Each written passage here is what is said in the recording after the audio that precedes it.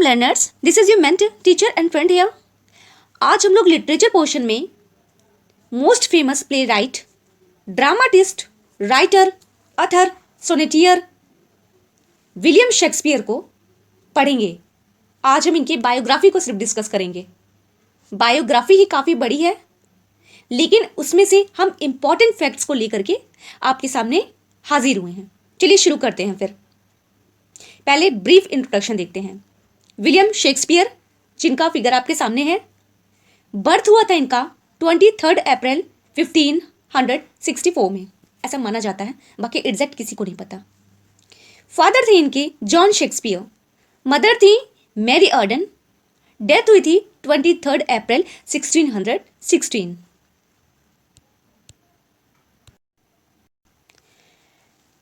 तो जैसा हमने जाना, बर्थ है 23 अप्रैल 1564, माफ कीजिएगा।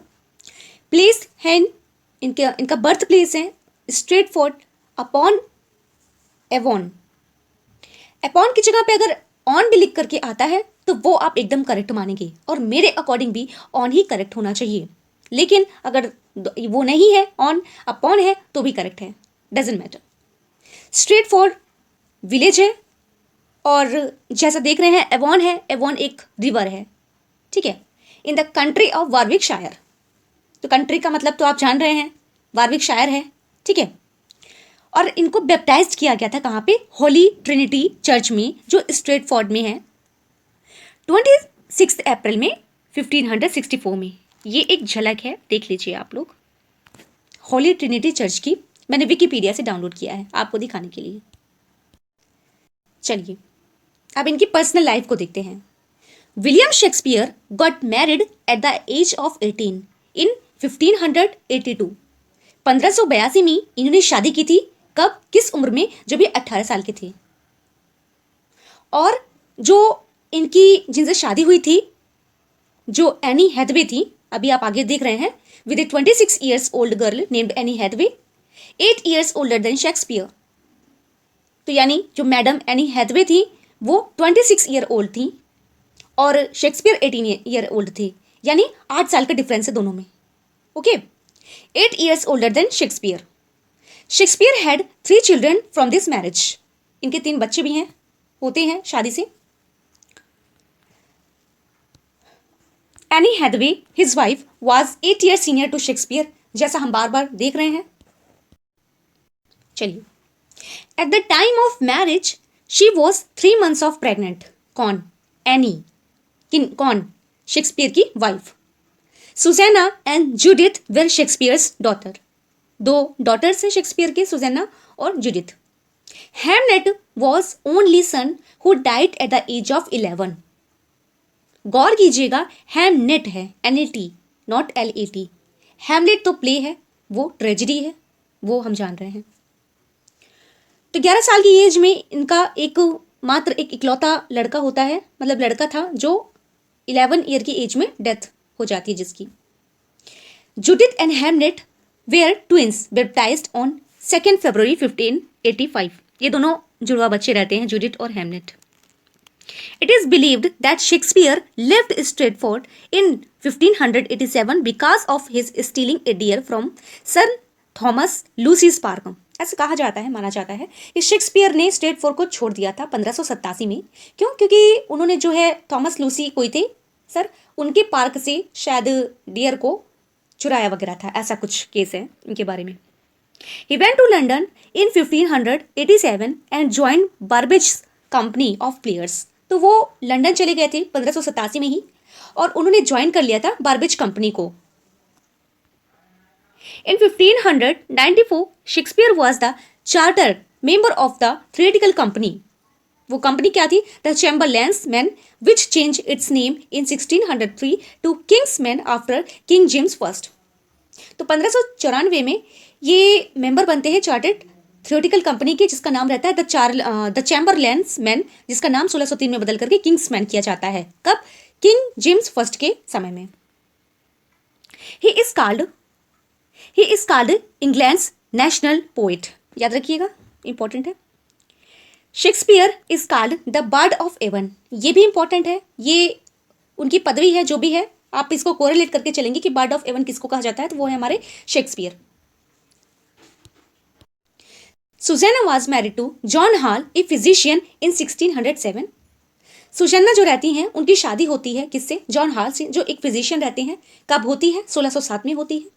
And Judith to Thomas Quincy, Judith की शादी होती है थॉमस क्विंसी की, जो एक विंटनर होते हैं 2 मंथ्स बिफोर शेक्सपियर्स डेथ, और ये इनकी शादी होती है शेक्सपियर के डेथ के 2 महीने पहले।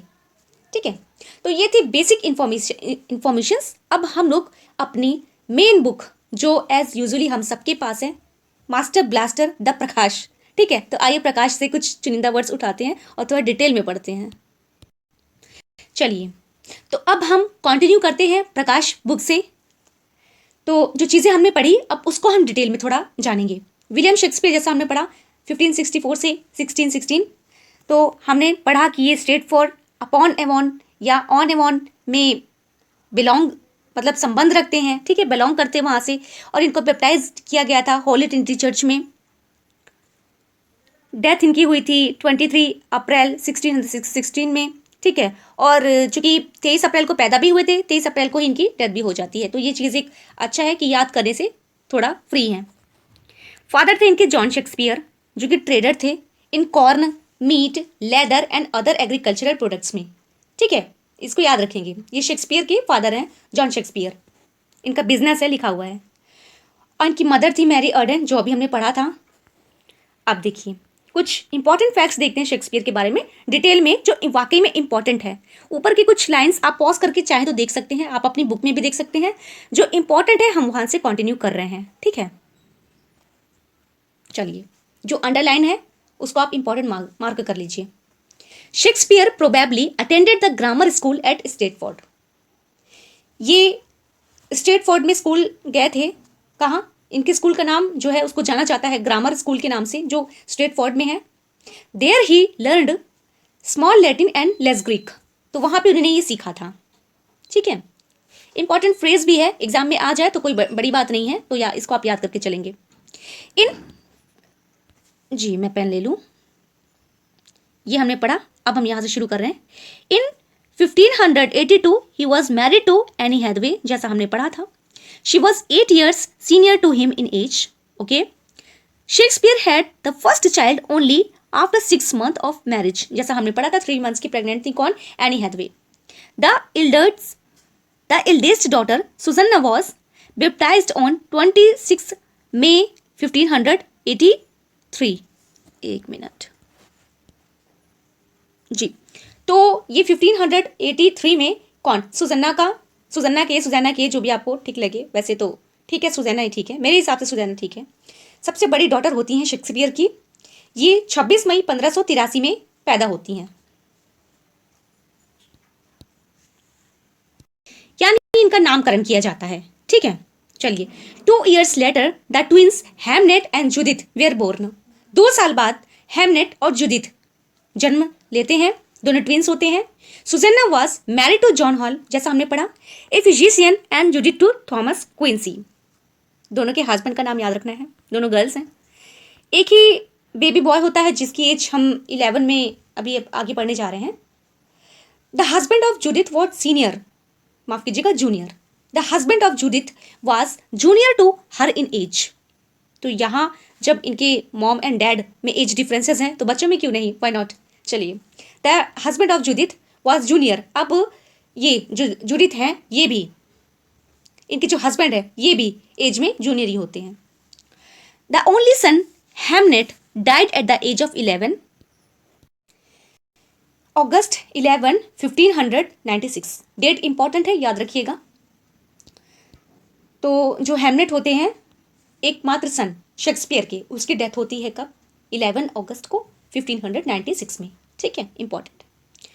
About the year 1587 he left his family and went to London, जैसा अभी हमने पढ़ा। वो घर को छोड़ करके 1587 में चले जाते हैं। He join the Burbage company of players, बिल्कुल। It is said that he left Stratford because of his stealing deer from Sir Thomas Lucy's park, पढ़ा हमने अभी। In 1597 he purchase New Place in Stratford. Important है, मार्कर चलिए इसको। उन्होंने अपना एक घर लिया, उसका नाम था न्यू प्लेस। कहाँ पे? स्ट्रेटफोर्ड में। न्यू प्लेस नाम है, न्यू पैलेस नहीं नाम है, इसको आप ध्यान रखेंगे। From his legendary and historical material, Shakespeare depends mainly on Holinshed Chronicles of England, Scotland, Ireland, and also on Norse translation of Plutarch's famous lives. इसको भी आप ध्यान में रखेंगे, इंपॉर्टेंट है। इनका जो जो हिस्टोरिकल प्लेज हैं, लिजेंडरी जो प्लेज हैं इनके, वो सभी कहाँ से अडॉप्टेड है? वो सभी हैं हॉलिनशेड के क्रॉनिकल्स ऑफ इंग्लैंड से, स्कॉटलैंड एंड आयरलैंड से। देखिए, ये जो इंग्लैंड, स्कॉटलैंड एंड आयरलैंड का सीक्वेंस है, ये हूबहू सीक्वेंस ऐसा ही होना चाहिए, ना कि स्कॉटलैंड, आयरलैंड और इंग्लैंड। ठीक है, आगे पीछे नहीं करना है। क्या है? Holinshed's Chronicles of England, Scotland and Ireland. बिल्कुल हो सकता है एग्जाम में ऐसे क्वेश्चंस आ ही जाएं, और एग्जामिनर बच्चों को यानी हम लोगों को घुमाने का थोड़ा प्रयास करें, तो चीज़ें अगर कॉन्सेप्ट क्लियर है तो क्वेश्चन किसी भी तरीके से पूछा जाए, कोई प्रॉब्लम नहीं होगी। चलिए क्वेश्चन को कंटिन्यू करते हैं, आंसर को। And also on North translation of Plutarch's famous lives. तो ये अपने कुछ हिस्टोरिकल और लेजेंडरी मटेरियल्स के लिए ना किस पर डिपेंड है? ये हॉलिनशेड chronicles of England, Scotland and Ireland, और नॉर्स का ट्रांसलेशन है प्लूटार्चस फेमस लाइव्स। ठीक है, इंपॉर्टेंट है, इनसे आप ना बार बार अभी परिचित होंगे जब आप प्लेस को देखेंगे। Shakespeare wrote 154 sonnets which were published in 1609। Important है, मार्क करके चलिए, एग्जाम में आ जाए तो बड़ी बात नहीं है। 154 सॉनेट्स को इन्होंने लिखा था, जिसको 1609 में पब्लिश कराया गया था। Long has divided Shakespeare's period as a period of early experiment, माफ कीजिएगा जी, long has divided Shakespeare's period a period of early experimentation. तो जो लॉन्ग हैं, राइटर हैं, एक हैं राइटर हमारे, जो उन्होंने शेक्सपियर की लाइफ को, पीरियड को अब डिवाइड किया है, किसमें? 4 पार्ट्स में। कैसे? पहला तो जो भी हमने पढ़ा, ए पीरियड ऑफ अर्ली एक्सपेरिमेंटेशन। दूसरा है ए period of rapid growth and development. ठीक है। तीसरा है ए period of gloom and depression. चौथा है ए period of restored serenity of काम आफ्टर स्टॉर्म। ठीक है, दोबारा पढ़ लीजिए, याद हो जाएगा अच्छे से। पहला है ए पीरियड ऑफ अर्ली एक्सपेरिमेंटेशन, पहला है ए पीरियड ऑफ अर्ली एक्सपेरिमेंटेशन। दूसरा है ए period of rapid growth and development. दूसरा है ए period of rapid growth and development. तीसरा है ए period of gloom and depression. तीसरा है ए period of gloom and depression. चौथा है ए period of restored serenity of काम आफ्टर स्टॉर्म। चौथा है ए period of restored serenity of काम आफ्टर स्टॉर्म। ठीक है, ऐसे बार बार पढ़ेंगे ना तो क्राइमिंग हो जाएगी माइंड में। फ्रेशर जो बच्चे होते हैं ना, एकदम नए बच्चे जो होते हैं, फर्स्ट टाइम जो पढ़ते हैं, उनको प्रॉब्लम होती है, लेकिन धीरे धीरे practice makes a man perfect, वही कहानी है। बार बार पढ़ने से, क्राइमिंग करते रहने से चीज़ें माइंड में आ जाती हैं। बिल्कुल नहीं भूलना है, इंपॉर्टेंट है। हो सकता है एग्जामिनर ऐसे करके दे 3 ऑप्शन दे, पूछे कौन सा नहीं है, या चारों दे और उसमें कुछ कोई और पीरियड इंक्लूड कर दे, तो फिर पूछे कि कौन सा इनकरेक्ट है, कौन सा करेक्ट है। ठीक है, ऐसे कुछ करके। बिल्कुल। Next, the first criticism of his work can be traced in Greene's groatsworth of wit 1592, where he is attacked as an upstart crow beautified with the feathers of the university wits। अच्छा बच्चों, the first criticism of his work can be traced, यानी कि जो Robert Greene थे ना, उन्होंने अपने growth worth of विट जो 1592 में आई थी, उसमें इन्होंने शेक्सपियर के बारे में लिखा था, अटैक किया था, क्रिटिसिज्म किया था, मतलब क्रिटिसाइज किया था इनको, क्या कहकर? An upstart crow beautified with the feathers of the university wits, यानी कि ये एक ऐसे पक्षी हैं जो कि यूनिवर्सिटी विट्स के पंख लगा करके अपने आप को ब्यूटिफाइड कर बनाते हैं। ठीक है, ऐसा ये कह रहे थे। चूँकि शेक्सपियर थोड़ा कम पढ़े लिखे थे और पढ़े लिखों के तादाद में उनसे आगे निकल गए, यूनिवर्सिटी विट्स से भी आगे निकल गए, तो जो यूनिवर्सिटी विट्स थे उनको कहीं ना कहीं इस बात की प्रॉब्लम थी कि जितने डिजर्विंग हम हैं उतने डिजर्विंग ये नहीं हैं, फिर भी हमसे आगे हैं। तो इस चीज़ में, इस चक्कर में थोड़ा सा उनको पर्सनली भी प्रॉब्लम थी, और शेक्सपियर के बारे में फिर इन्होंने लिखना ये सब शुरू किया, क्योंकि शेक्सपियर ने भी कहीं ना इन जो महान जो यूनिवर्सिटी विट्स हैं, इनकी रचनाओं में से कुछ चीज़ों को अडॉप्ट करके अपनी रचनाओं में इंक्लूड किया था। इस वजह से इनका गुस्सा फूटा था। ये कौन? रॉबर्ट ग्रीन है, और इन्होंने ये सारी चीज़ें कही हैं। इंपॉर्टेंट है, याद रखिएगा, पूछी जा सकती है। लास्ट टाइम एक इनका एक आप स्टार्ट क्रो वाला ये ऐसा कुछ आया हुआ था एग्जाम में, ऐसा मैंने सुना था जी। चलिए, Dowden in his Shakespeare his mind and art, pen ले ले जी। Dowden in his Shakespeare his mind and art 1875। Name of date भी याद करके चलिएगा अगर आपको एक्सपर्ट बनना है तो, बाकी याद तो सारे लोग कर लेते हैं, ठीक है। कुछ चीज़ें भी ना छूटने पाए, तब हम एक एक्सपर्ट बनते हैं और तब जाकर के हमको कॉन्फिडेंस आता है, ठीक है, बिल्कुल। तो डाउडन की एक रचना जिसमें जो नाम है जिसका Shakespeare his mind and art, जो 1875 में आई थी, divides Shakespeare's career into 4 periods in the workshop, in the word, out of depth and on the Heights. अब देखिए, अभी हमने किसके कैटेगरी को पढ़ा था, यानी किसने शेक्सपियर की पीरियड को डिवाइड किया था, वो थे लॉन्ग। अब हम किसको पढ़ेंगे, डाउडन को। भाई दोनों का याद करके चलना है, ठीक है। तो अब अगर पूछा जाए कि डाउडन ने जो है किस कंपोजिशन में इनके 4 पीरियड को डिवाइड किया है, तो याद रखना है पहला तो ये कि Shakespeare his mind and art 1875, या ये नाम देकर के पूछा जा सकता है कि ये किसने लिखा है, या इसका ईयर पूछा जा सकता है, ठीक है, बिल्कुल। तो इसका जो पहला पीरियड हुआ वो था इन द वर्कशॉप, दूसरा इन द वर्ड, तीसरा आउट ऑफ डेप्थ, चौथा ऑन द हाइट्स। पहला था इन द वर्कशॉप, दूसरा था इन द वर्ड, तीसरा था आउट ऑफ डेप्थ, चौथा था ऑन द हाइट्स। इंपॉर्टेंट है, याद रखिएगा। Next, Bradley's Shakespeare in tragedy 1904 is still an impressive book on Shakespearean criticism. बिल्कुल, जो ब्रैडले थे ना, उन्होंने लिखा था शेक्सपियर इन ट्रेजेडी, ये 1904 में लिखा था इन्होंने। ये भी एक इम्प्रेसिव बुक है, किस पे, शेक्सपियर इन क्रिटिसिज्म पे, बिल्कुल। अच्छा, वैसे मैंने आपको कुछ कमेंट्स जो है बहुत पहले भी स्टार्टिंग में ही पढ़ा दिए थे, वो कमेंट्स आप यहाँ से अब कोरिलेट करते हुए चलेंगे, ठीक है, क्योंकि अब हम लिटरेचर में डिटेल जा रहे हैं। तो याद रखिएगा, ये सब बहुत फेमस है ना, इनके बारे में हर एक कोने कोने, यानी कोने कोने से कहने का मतलब कि चप्पा चप्पा हमको पता हो तो मेरे ख्याल से कुछ ज़्यादा ही अच्छा होगा, ठीक है, बिल्कुल। इसके बाद है the shipwreck in the Tempest is derived from sea venture on the Bermudas in 1609। अब देखिए, जो द टेम्पेस्ट है ना, जो सॉन्ग कहा जाता है उनका, शेक्सपियर का जो लास्ट प्ले है, रोमांस है, वो जो है उसमें जो शिपरेक की घटना है ना, वो ली गई है सी वेंचर से, जो कि बर्मुडाज में हुई थी ये घटना, ठीक है, कब, 1609 में। तो यही घटना को उन्होंने द टेम्पेस्ट में दिखाया हुआ है। In 1613 there occurred the burning of Globe theatre during the premiere of Henry eighth. अब देखिए, तो 1613 में ना जो ग्लोब थिएटर था उसमें आग लग गई थी, तो और उसी समय में प्रीमियर चल रहा था किसका, हेनरी एर्थ का।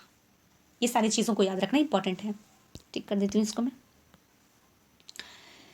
फिर on 25 March 1616 altered the draft of his will to go Judith more security in view of her husband's unreliability and his pre-marital misconduct with another woman। अच्छा, ऐसा भी था। 25 मार्च 1616 में शेक्सपियर ने जो है एक अपनी वसीयतनामा वगैरह ऐसा कुछ करवा दिया रहा होगा शायद, जूडिथ के फ्यूचर के लिए, कहने का मतलब कुल मिला के ये उनकी हस्बैंड के जूडिथ के प्रति उनके जो हस्बैंड थे उनकी अनरियलिबिलिटी को ध्यान में रखते हुए शेक्सपियर ने विल वगैरह बनवा दी रही होगी, ऐसा कुछ है। तो there is an upstart crow beautified with our feathers that with his tiger's heart wrapped in a player's hide supposes he is as well able to bombast out a blank words as the best of you as being an absolute Johannes factotum in his own conceit the only shake seen in a country। अच्छा, कुल मिला के ये जितनी भी चीज़ें लिखी हुई है ना, जितने भी ये इनको टाइटल दिए गए हैं ना, ये जैसे कहने का मतलब ये हो गया आपका अपस्टार्ट क्रो हो गया, ये ब्यूटीफाइड फेदर वाला हो गया, टाइगर्स हार्ट जो है रिप्ड इन ए प्लेयर्स, ऐसे समथिंग करके जो सारी चीज़ें लिखी है ना, ये सब लिखी थी किसने, रॉबर्ट ग्रीन ने, ठीक है। ये एक राइवल प्ले राइट थे और एक पंपलेट लिखा करते थे ये, ठीक है, शेक्सपियर के बारे में। तो ये सारी चीज़ें जितनी भी चीज़ें लिखी हैं ये सब रॉबर्ट ग्रीन से रिलेटेड है, अगर एग्जाम में पूछा जाए तो उसको आप ध्यान रखिएगा। Shakespeare dedicated his narrative poems namely Venus and Adonis जो 1593 में आई थी, and the rape of Lucrece 1594 में जो आई थी to the Earl of Southampton. बिल्कुल। अब ये चीज़ को ध्यान रखना है कि वीनस एंड एडोनिस जो 1593 में आई थी और उसके एक साल बाद जस्ट आई थी द रेप ऑफ लुक्रीज। ये जो दोनों पोएम्स है ना, नरेटिव पोएम्स है, इसको याद रखिएगा आप लोग कि इसका जेनर क्या है, ये एग्जाम में आ सकता है, मोस्ट इंपॉर्टेंट। और ये कब आई थी ये भी याद रखना है, और ये किसको डेडिकेटेड है ये भी याद रखना है। तो ये डेडिकेटेड थी किसको, अर्ल ऑफ साउथहैम्पटन को, ठीक है। और वो कौन है, अभी आगे आगे और आएंगी चीज़ें, देखते हैं। इन 1590 माफ कीजिएगा, इन 1594 Shakespeare was the charter member of theatrical company the Chamberlain's Men which changed its name to the King's Men in 1603। ये मैंने जैसे अभी आपको पढ़ा था, बताया, वही है। चार्टर्ड मेंबर बनते हैं ये थ्रेटिकल कंपनी में जिसका नाम चैम्बरलैन मैन रहते हैं, बाद में इसका नाम बदल करके किंग्स मैन कर दिया जाता है, ठीक है। उसके बाद है, चलिए अच्छा, अब हम बीच में कुछ चीज़ें थी जिसको पॉज करके पढ़ना था, नॉट सो इम्पॉर्टेंट, लेकिन एक हल्की एक ब्रीफ इंट्रोडक्शन होना चाहिए था, लेकिन मैं आपके सामने सिर्फ इंपॉर्टेंट चीज़ों को ही लेकर के आई हूँ जिससे कि वीडियो काफ़ी लॉन्ग ना जाए, ठीक है। तो आप पॉज करके इसको पढ़ लीजिएगा और अब हम लोग वीडियो को आगे कंटिन्यू कर रहे हैं, okay. The history plays are generally 10 plays, most important है, एग्जाम में आने की पूरी संभावना है। The history plays are generally 10 plays, ये 10 हिस्ट्री प्लेस हैं। पूछा जा सकता है कि शेक्सपियर के कितने हिस्ट्री प्लेस हैं। These plays covers English history right from the 12 to जी। तो जो हिस्ट्री प्लेस थे वो थे जनरली 10 प्लेस थे, और जो हिस्ट्री प्लेस थे वो कवर करते हैं 12th सेंचुरी से लेकर के 16th सेंचुरी तक को, ठीक है, यानी 1200 से लेकर 1560 तक को कवर करते हैं। तो Shakespeare has named his history place after the raining monarch of the period. अब इस समय में ना जो मोनार्की का टाइम था उसी चीज को इन्होंने हिस्ट्री प्लेस में दिखाया है, okay. He did not write his plays in chronological order, though the chronological order is King John, Richard II, Henry, एक मिनट में हटा दूँ, ये इंपॉर्टेंट आप देखते चलिए। King John,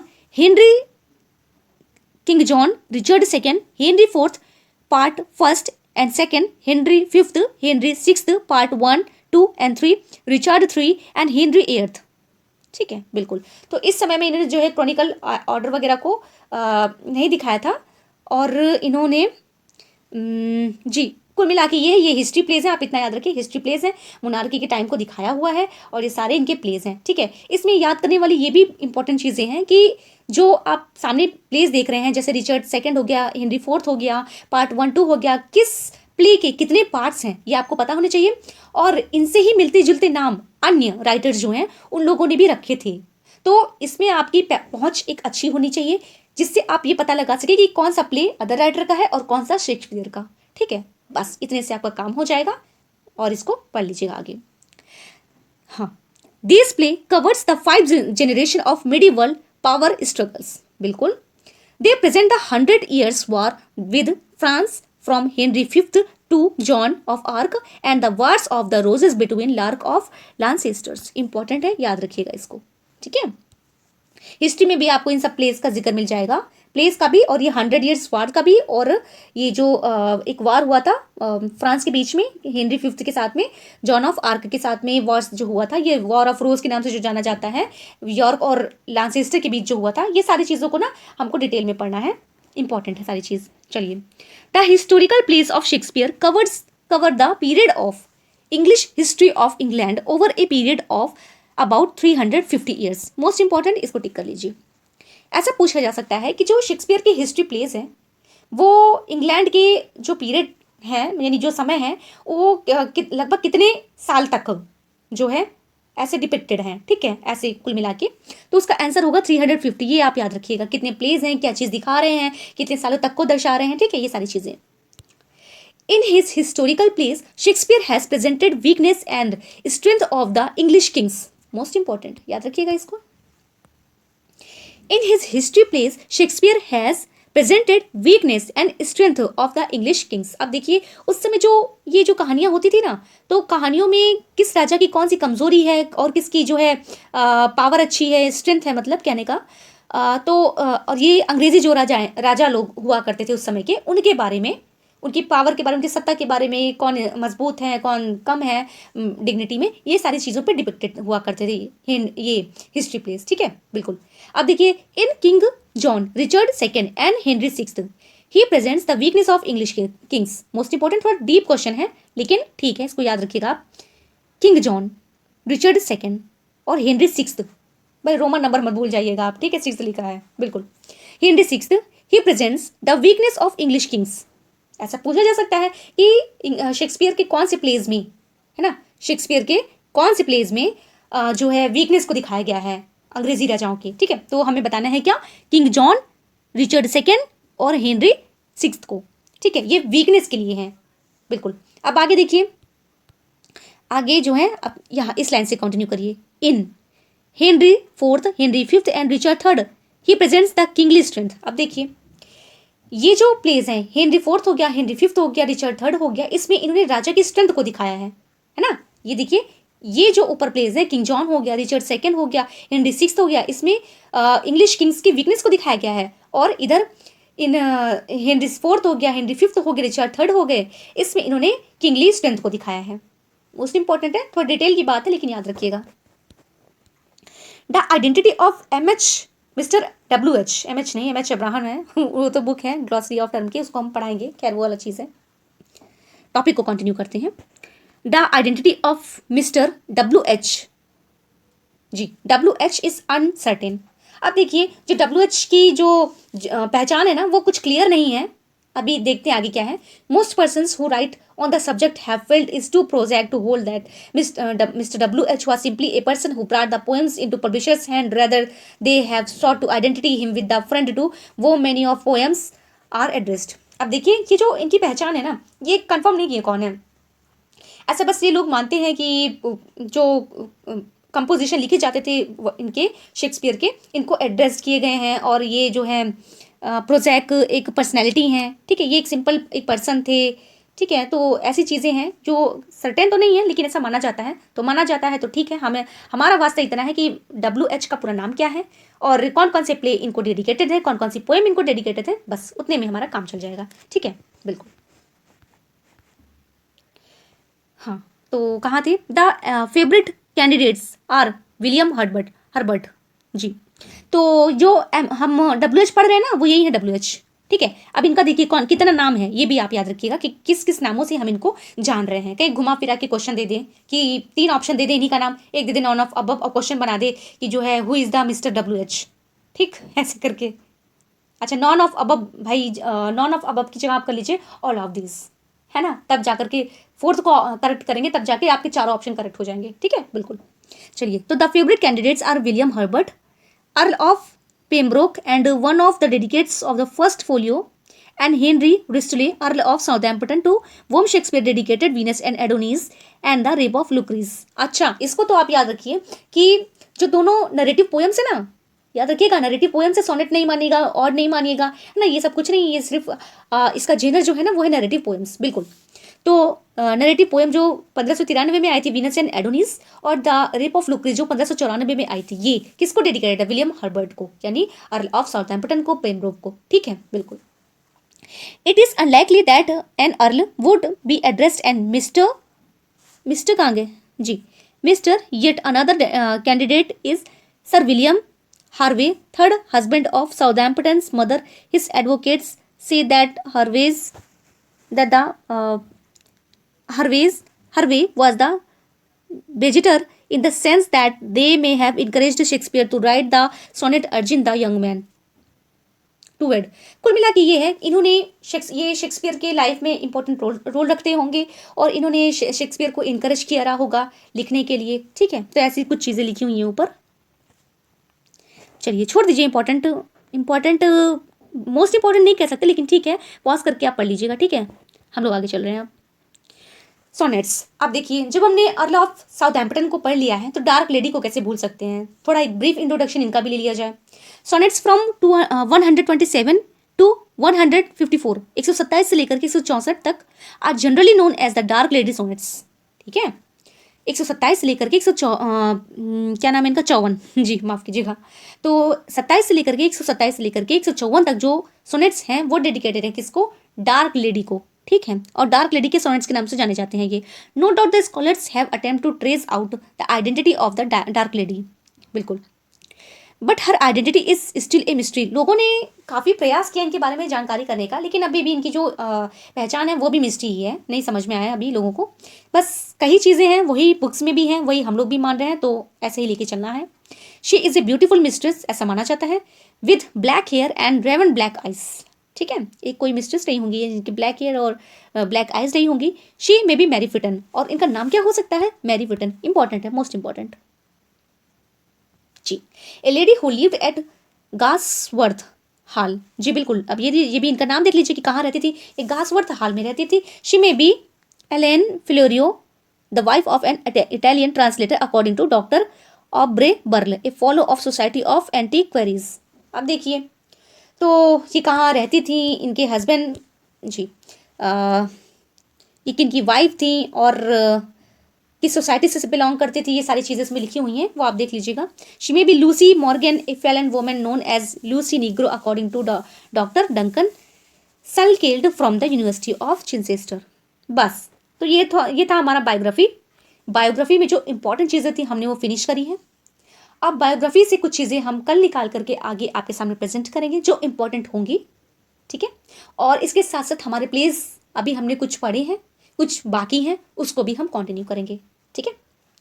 तो आप पढ़िएगा, प्रकाश भी ले लीजिएगा। कुछ चीज़ें मैं विकीपीडिया से आपको लेकर के पढ़ाती हूँ, वो भी मुझे बताइएगा। कोई सजेशन देना हो, कुछ इरर आपको लगे, कुछ आपको कुछ भी आपको मेरे से सजेशन तो मैं नहीं कह सकती हूँ, मैं भी आपकी कंपेनियन ही हूँ, नो डाउट। तो फिर भी मेरे से जितना होगा आप मैसेज करिए, तो कमेंट करिए और लाइक करिए, सब्सक्राइब करिए। कोई इरर हो ज़रूर मेरे साथ ज़रूर शेयर करें और मेरे चैनल को सब्सक्राइब करें। Thank you so much, bye bye.